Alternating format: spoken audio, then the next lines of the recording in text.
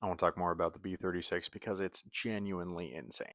The B-36 had a 87,000 pound payload capacity. The only thing that had a higher payload capacity after that came after it was the C5 Galaxy and the 747. It wasn't until those things came out in like 20 years after that there was a plane that could carry more things than the B-36. That's wild. For reference, the planes that it replaced, the B-17 and the B-29, the B-29 had a 20,000 pound payload capacity.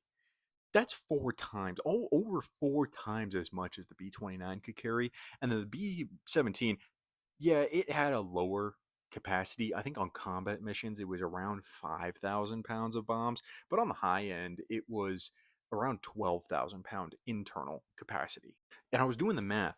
There were 384 B-36s made. And around over 3,000 B-29s made.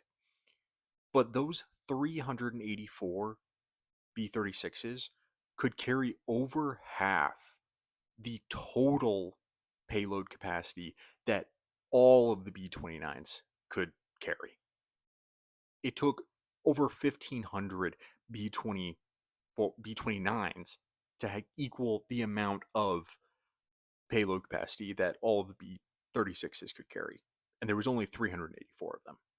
That this thing is so big. This thing is so big, and it entered the Air Force service in like 1947. That's crazy. Also, a final note, it could carry like 17,000 pounds more than the B-52, the thing that we still have, and it flew like 10 years before the B-52. That's okay. I'm done. This thing's insane.